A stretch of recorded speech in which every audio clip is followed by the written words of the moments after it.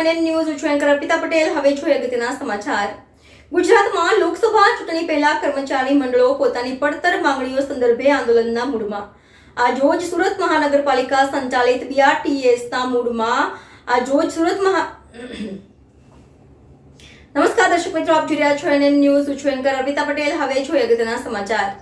ગુજરાતમાં લોકસભા ચૂંટણી પહેલા કર્મચારી મંડળો પોતાની પડતર માંગણીઓ સંદર્ભે આંદોલનના મૂડમાં આજરોજ સુરત મહાનગરપાલિકા સંચાલિત બીઆરટીએસના કર્મચારીઓ ઉતર્યા હડતાલ પર। પાલનપુર બસ ટર્મિનલ ખાતે કર્મચારીઓની હડતાલ પગાર મુદ્દે કરાઈ સંખ્યામાં કરાઈ હડતાલ। 22,500 પગાર નક્કી કરાયો, જેની સામે 15,600 આપતા હોવાનો આક્ષેપ। લાયસન્સ વગર ડ્રાઈવરો દ્વારા બસ કાઢવામાં આવી રહ્યાના આક્ષેપ। NN news Surat. દર્શક મિત્રો, તમારી આસપાસ બની રહેલી અવનવી ઘટનાઓ વિશે જાણવા માટે એનએન ન્યૂઝને લાઇક કરો, શેર કરો, સબસ્ક્રાઇબ કરો અને બેલ આઇકન પ્રેસ કરો, જેથી આપનું નોટિફિકેશન્સ મળતી રહે।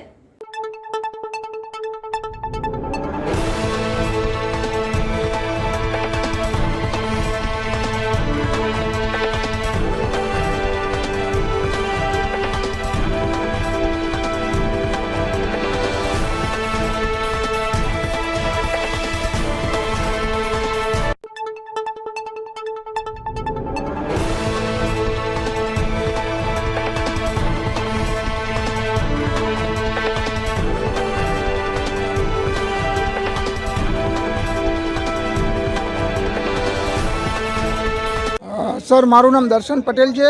હું ડિંડોલી રહું છું, બરાબર।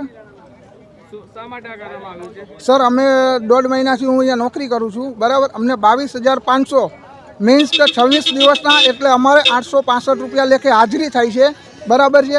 એ અમને અત્યારે આપવામાં નથી આવી। હજુ પગાર અમારો અધૂરો છે, એ નતો પૂરો કર્યો।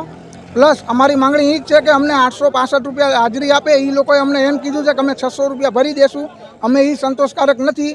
પ્લસ આમાં ઘણા પરિવાર ગરીબ મધ્યમ વર્ગના છે, બરાબર। એમનું પણ એ જ કહેવું છે કે અમને પૂરતો પગાર જે વાત થઈ હતી એ આપો તમે પાછળ। અમે એમને 2-3 વાર લેખિતમાં પણ આપેલું છે। અગાઉ મહિનામાં 2-3 વાર અમે એમને લેખિતમાં આપેલું છે, લેટરમાં।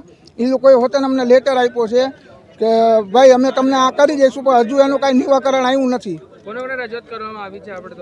શ્રી ભાર્ગવ સર, વિક્રાંત સર, પછી સ્વપ્નિલ સર, મતલબ ડેપોના ટોટલ અધિકારી સાથે અમારે વાત થઈ ગયેલી છે। કેટલા લોકો અહીંયા હડતાલ પર છે? અત્યારે હડતાલમાં અમે મિનિમમ 140 થી 150 લોકો છીએ। માંગણી સ્વીકારવામાં નહીં આવે પછી આગળ માંગણી સ્વીકારવામાં નહીં આવે તો અમે આ જ રીતે હડતાલ ચાલુ રાખશું શાંતિપૂર્વક। ગાંધીજીના માર્ગે અમે ચાલવાના છીએ। અમે કોઈ તોડફોડ કરવાના નથી। અમારી સરકારને એક જ નિવેદન છે કે અમને જે કીધેલું એ અમારી માંગણી પૂરી કરે અને અમારું જે છે એ અમને પૂરું કરે ને। જે ડ્રાઈવર છે અત્યારે જે ગાડીઓ 2-3 નીકળી છે એ ડ્રાઈવરો બહારથી લાવેલા છે। એમનું આધાર કાર્ડ કાંઈ લિંક નથી, એમની પાસે અમુક પાસે લાઇસન્સ પણ નથી, બરાબર। એ લોકોએ ગાડી જબરદસ્તી એ લોકો પાસે કઢાવી છે ને અત્યારે હાલમાં પણ અમારા જે ગ્રુપના ડ્રાઈવરો છે એમની પાસે અત્યારે એ લોકો દબાણ કરે છે, ધમકી આપે છે, દબાણ કરે છે। અત્યારે અમને એમ કીધું કે તમે બધા ડેપોને બહાર વ્યા જાઓ, એટલે એના કારણે અમે બહાર આવી ગયેલા છીએ અત્યારે।